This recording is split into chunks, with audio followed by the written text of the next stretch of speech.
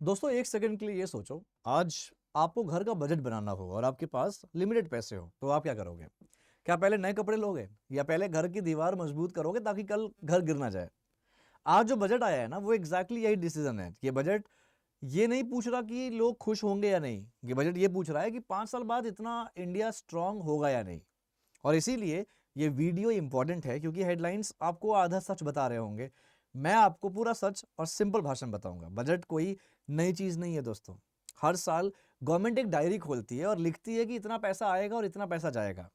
पहले जब इंडिया छोटा था, बजट भी सिंपल होता था। आज इकोनॉमी बड़ी है, प्रॉब्लम्स बड़ी हैं, इसलिए बजट भी थोड़ा मैच्योर हो गया है। आज का बजट एक लाइन में बोले तो, आज थोड़ा सा कस लो, कल ज्यादा कमाओगे।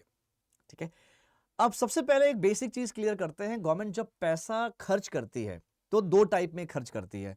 एक होता है घर चलाने के लिए खर्चा, जैसे सैलरी, पेंशन, सब्सिडी। दूसरा होता है घर बनाने वाला खर्चा, जैसे रोड बनाना, रेलवे बनाना, ब्रिज बनाना। इस टाइप के खर्चे को कैपिटल एक्सपेंडिचर कहते हैं। इस साल गवर्नमेंट ने घर बनाने वाले खर्चे पे ना ज्यादा फोकस किया है, कैपिटल एक्सपेंडिचर पे। मतलब कैपिटल एक्सपेंडिचर का जो एलोकेशन रखा गया है वो 12.2 लाख करोड़ है। सिंपल मतलब सरकार कह रही है कि हम रोड बनाएंगे, रेल बनाएंगे और काम पैदा करेंगे, काम जॉब दिलाएंगे, जॉब आएगी वहां से। अब एक और इजी एग्जांपल समझिए, अगर आपका घर का खर्चा आपकी सैलरी से ज्यादा हो तो आप क्या करते हो? जनरली लोग उधार लेते हैं। यही होता है, गवर्नमेंट भी वही करती है। गवर्नमेंट कितना उधार ले रही है उसको हम फिस्कल डेफिसिट बोलते हैं। इस साल ये रखा गया लगभग 4.3%। मतलब उधार लिया जा रहा है लेकिन हद के अंदर, मतलब लिमिटेड वे में। बॉटम लाइन ये है कि आज थोड़ा ज्यादा खर्चा ताकि कल कल कम प्रॉब्लम हो जाए। अब एजुकेशन की बात करते हैं दोस्तों। एजुकेशन में यहां गवर्नमेंट ने सिर्फ पैसा नहीं डाला है, सोच डाली है। एजुकेशन का टोटल एलोकेशन जो है वो 1,39,286 करोड़ है। स्कूल भी, कॉलेज भी। पर इंटरेस्टिंग बात पैसा नहीं है, इंटरेस्टिंग बात यह है कि गवर्नमेंट कह रही है कि डिग्री अकेली काम की नहीं है। कॉलेज और इंडस्ट्री को जोड़ने के लिए कमिटीज बनाएंगी। इंडस्ट्रियल एरिया के पास यूनिवर्सिटीज, टाउन बनेंगे। सिंपल मतलब है, पढ़ाई के साथ काम सीखना पड़ेगा। जो बच्चे सिर्फ मार्क्स पे डिपेंड होते थे ना, उनके लिए थोड़ा टफ है, लेकिन जो स्किल्स सीखने को रेडी हैं उनके लिए मौका है। मैं भी चिल्ला चिल्ला के अपने हर सेशन में बोलता था, भैया स्किल्ड बनो, स्किल्स पे काम करो। हर सेशन बोलता हूं अपने स्किल्स पे काम करिए। बोलते हैं ना वो रेंचो इफेक्ट, काबिल बनो काबिल, सक्सेस झक मार के पीछे आएगी। बस वही इस बार यूनियन बजट में फाइनेंस मिनिस्टर ने भी यही चीज बोली है। अब बात करते हैं अपने स्वास्थ्य की, अपने हेल्थ की। हेल्थ में भी ना सेम पैटर्न है।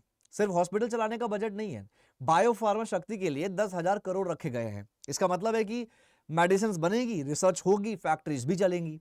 हिडन बात सुनिए, इसमें क्या है, गवर्नमेंट ने हेल्थ को चैरिटी नहीं बोला है, बिजनेस प्लस प्रोडक्टिविटी के एंगल से देखा गया है।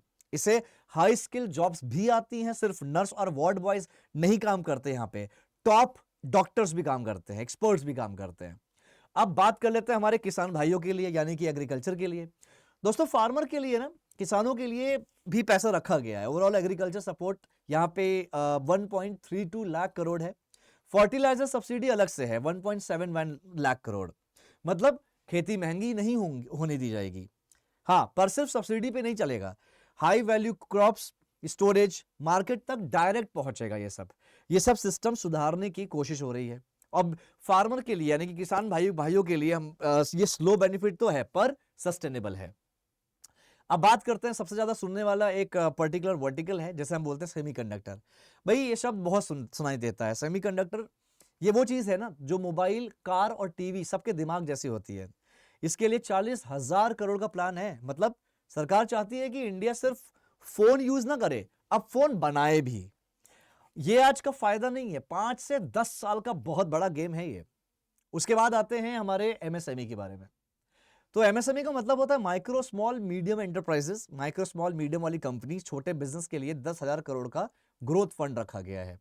इसका मतलब फ्री पैसा नहीं है, इसका मतलब है जो बिजनेस सीरियस है उसको ग्रो करने में हेल्प मिलेगी। जो सिर्फ सब्सिडी के सहारे जीना चाहते हैं ना, उनके लिए बहुत टफ है दोस्तों। लेकिन जो स्केल करना चाहते हैं, आगे बढ़ना चाहते हैं, उनके लिए बेहतरीन मौका है ये। अब टैक्स पेयर की बात कर लेते हैं। सच बोलते हैं दोस्तों, यहाँ पे इनकम टैक्स में कोई बड़ा रिलीफ नहीं है। मिडिल क्लास बोलेगी हमें क्या मिला, गवर्नमेंट बोलेगी अभी नहीं, बाद में मिलेगा। ये डिसीजन इमोशनली पॉपुलर नहीं है पर फाइनेंशियली स्टेबल है। अब यहां पे बात करते हैं सबसे इंपॉर्टेंट हमारा जो कैटेगरी है वो है स्टॉक मार्केट या ट्रेडिंग वालों के लिए। अब यहां पे क्या है दोस्तों, ध्यान से सुनना, कुछ टर्म्स मैं यूज करने वाला हूं उसको समझाऊंगा। अगर आप ट्रेडर हो या स्टॉक मार्केट इन्वेस्टर हो तो ये बजट इमोशनल नहीं बल्कि स्टेबल और डिसिप्लिन है आपके लिए। सबसे पहली और सबसे इंपॉर्टेंट बात, शेयर्स बेचने पर लगने वाला टैक्स। शेयर्स बेचने पर लगने वाला टैक्स मतलब कैपिटल गेन टैक्स में कोई चेंज नहीं हुआ। कैपिटल गेन टैक्स समझना, जब आप शेयर या म्यूचुअल फंड खरीद के बाद में बेचते हो और प्रॉफिट होता है, उस प्रॉफिट पर जो टैक्स लगता है ना, उसी को कैपिटल गेन टैक्स कहते हैं। शॉर्ट टर्म में मतलब जल्दी बेच दिया, लॉन्ग टर्म में मतलब ज्यादा टाइम आपने रखा तब बेचा। अब बजट 2026 में इसका रेट सेम रखा गया है, कोई शॉक नहीं दिया गया है। अब बात करते हैं इंट्राडे ट्रेडर्स के लिए, यहां भी रिलीफ है। इंट्राडे ट्रेडिंग क्या होती है समझना, सुबह आपने शेयर खरीदा, शाम को शेयर बेच दिया, सेम दिन आपने ट्रेड किया, सेम डे का जो ट्रेड होता है वही होता है। इस पर कोई नया टैक्स या एक्स्ट्रा बर्डन नहीं दिया गया है, मतलब गवर्नमेंट मार्केट को डराना नहीं चाहती है। अब सबसे बड़ा यहां पे कहूंगा कि एक जगह जो झटका लगा है ना, वो एफ एंड ओ ट्रेडर्स के लिए है। एफ एंड ओ क्या होता है, ध्यान सुनना। एफ एंड ओ मतलब फ्यूचर एंड ऑप्शन, यानी कॉन्ट्रैक्ट के थ्रू ट्रेडिंग, डायरेक्ट शेयर्स नहीं। यहां एसटीटी बढ़ा दिया गया है। अब ये एसटीटी क्या है दोस्तों, सिक्योरिटी ट्रांजैक्शन टैक्स, हर ट्रेड पर लगने वाला छोटा सा टैक्स। मतलब एफ एंड ओ ट्रेडिंग अब थोड़ी महंगी हो गई है, ज्यादा ट्रेड मतलब ज्यादा कॉस्टिंग। इसलिए बजट डे पर मार्केट थोड़ा गिरा भी था, ध्यान दिया होगा आप लोगों ने, मार्केट थोड़ा सा डाउन हो गया था। अब बाय बैक वालों के लिए क्या अच्छा चेंज है। बाय बैक क्या होता है दोस्तों, कंपनी अपने ही शेयर्स को वापस खरीद जब लेती है उसे बाय बैक कहते हैं। पहले पूरे अमाउंट पर टैक्स का कंफ्यूजन, अब सिर्फ प्रॉफिट वाले पार्ट पर टैक्स लगेगा। ठीक है, जितना प्रॉफिट हुआ उस पर टैक्स लगेगा। लॉन्ग टर्म इन्वेस्टर्स के लिए ये फेयर और पॉजिटिव चेंज है। तो गवर्नमेंट का मैसेज लॉन्ग टर्म इन्वेस्टर्स के लिए बहुत क्लियर है। इंडिया कंजप्शन से ज्यादा प्रोडक्शन पे फोकस कर रहा है। Semiconductor, defence, manufacturing, pharma, infrastructure, logistic, ये वो एरिया है जहां गवर्नमेंट चाहती है कि प्राइवेट कंपनीज इन्वेस्ट करें। इसका मतलब ये नहीं है कि सब stock in company in sector के जो स्टॉक्स हैं वो सब ऊपर जाएंगे, नहीं, ऐसा नहीं है दोस्तों। इसका मतलब ये है कि मार्केट का लॉन्ग टर्म डायरेक्शन नेगेटिव नहीं लग रहा है। अब बात करते हैं आप लोगों के बारे में, मतलब जॉब्स के बारे में, यूथ्स के बारे में। तो यूथ के एक सवाल जो हर हर घर में पूछा जा रहा है कि भैया इस बजट में जॉब मिलेगी या नहीं। सच ये है कि गवर्नमेंट ने सीधा ये नहीं बोला कि इतनी जॉब्स बनेंगी, ये नंबर नहीं दिया, पर इनडायरेक्ट लैंग्वेज में पूरा प्लान दिखा दिया है। जब रोड बनेगी लेबर को काम मिलेगा, जब फैक्ट्री लगेगी तो इंजीनियर को काम मिलेगा, जब सेमीकंडक्टर प्लांट आएंगे ना तो सिर्फ आईटी वाले नहीं बल्कि डिप्लोमा और टेक्नीशियन को भी जॉब मिलेगा। राइट, मतलब जॉब्स का अनाउंसमेंट नहीं है पर जॉब का एक पूरा सिस्टम बना दिया गया है। जो यूथ सिर्फ गवर्नमेंट जॉब के फॉर्म का वेट कर रहे हैं ना, उनके लिए ये बजट बोरिंग हो सकता है, लेकिन जो यूथ स्किल सीखने को रेडी हैं उनके लिए बजट अपॉर्चुनिटी है, बहुत बड़ी अपॉर्चुनिटी है। अब बात करते हैं मिडिल क्लास इमोशंस के बारे में। दोस्तों यहाँ पे ना एक ऑनेस्ट बात बताऊंगा, मिडिल क्लास इस बजट से थोड़ा डिसअपॉइंट फील करेगा। क्यों करेगा, क्योंकि मिडिल क्लास हमेशा ये सोचता है कि सबसे ज्यादा टैक्स हम देते हैं और रिलीफ सबसे कम हमें ही मिलता है। गवर्नमेंट का लॉजिक क्या है, ये गवर्नमेंट का लॉजिक है, अगर इकोनॉमी स्ट्रांग होगी तो सैलरी बढ़ेगी और सैलरी बढ़ेगी तो टैक्स का पेन भी कम लगेगा। ये सच्चाई है। ये लॉजिक परफेक्ट है या नहीं, लेकिन ये टाइम डिसाइड करेगा, पर इंटेंशन क्लियर है, पहले सिस्टम स्ट्रांग करो फिर पॉकेट स्ट्रांग होगी ही होगी। अब बात करते हैं वुमेन और हाउस होल्ड की। दोस्तों एक और साइलेंट चीज जो ज्यादा हेडलाइन में नहीं आई है, वुमेन के लिए कोई फ्लैशी अनाउंसमेंट नहीं है यहाँ पे, पर हेल्थ, एजुकेशन और स्किलिंग में जो पैसा गया है, जो जो भी पैसा गया है, अलॉट हुआ है, उसका डायरेक्ट इफेक्ट किसे पड़ेगा, वुमेन पे पड़ेगा। जब हेल्थ केयर इंप्रूव होता है तो घर की रेस्पॉन्सिबिलिटी थोड़ी हल्की हो जाती है। जब स्किल प्रोग्राम आते हैं तो वुमेन वर्कफोर्स में वापस आती हैं। ये बजट शाउट नहीं करता, ये स्लो चेंज करता है। देखो यार, जब भी बजट आता है ना दोस्तों, तो रूलिंग पार्टी बजट प्रेजेंट करती है और जो ऑपोजिशन है वो अपने अपने राय मशवरे रखते हैं। सबको राइट ऑफ स्पीच है, सब बोल सकते हैं। तो ये एक जरूरी सवाल, गवर्नमेंट ने जो बोला वो तो समझ आ गया, पर अपोजिशन ने क्या बोला ये समझते हैं। अपोजिशन का पहला और सबसे बड़ा पॉइंट है, मिडिल क्लास को इस बजट में डायरेक्ट रिलीफ क्यों नहीं मिला। उनका कहना है कि जब इन्फ्लेशन महंगी हो रही है, जब घर का खर्चा बढ़ रहा है, तो टैक्स स्लैब में कुछ रिलीफ देना चाहिए था। उनके हिसाब से बजट ज्यादातर फ्यूचर की बात कर रहा है और प्रेजेंट में पेन को कम नहीं कर रहा। राइट, और अपोजिशन ये भी बोल रहा है कि जॉब के नंबर्स क्लियर नहीं बताए गए। रोड और फैक्ट्रीज की बात तो हुई है, पर सीधा ये नहीं बोला गया कि कितनी नौकरियां बनेंगी और कितना और कब तक बनेंगी।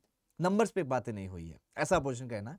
और एक और क्रिटिसिज्म एग्रीकल्चर को लेके है कि अपोजिशन का कहना सिंपल है, फार्मर जो हमारे किसान भाई हैं उनके लिए सब्सिडी और एमएसपी जैसा इश्यूज पर और ज़्यादा डायरेक्ट सपोर्ट दिखना चाहिए था।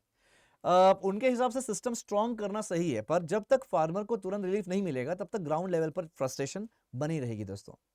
हेल्थ और एजुकेशन पर भी उन्होंने कुछ पॉइंट रखे हैं, जैसे वो कहते हैं कि एलोकेशन बढ़ा है, लेकिन पॉपुलेशन के साइज के हिसाब से ये इंक्रीज काफ़ी कम है, राइट, काफ़ी ज़्यादा नहीं है। और सिंपल बोले तो पैसे बढ़े हैं पर प्रॉब्लम भी उतनी बड़ी हुई है।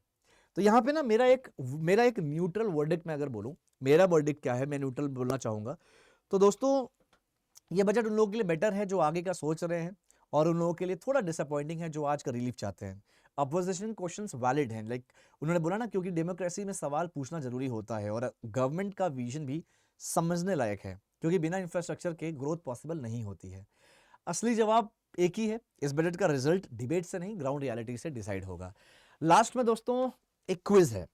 मैं चाहूंगा कि यार आप लोगों को समझ में आया होगा, ये बजट मैंने थोड़ा ज़्यादा डिटेल में नहीं बताया, ब्रीफ में बताया है, बट एक क्विज है कि इंडिया में सबसे लंबा बजट किसने प्रेजेंट किया और कितने घंटे का वो स्पीच था।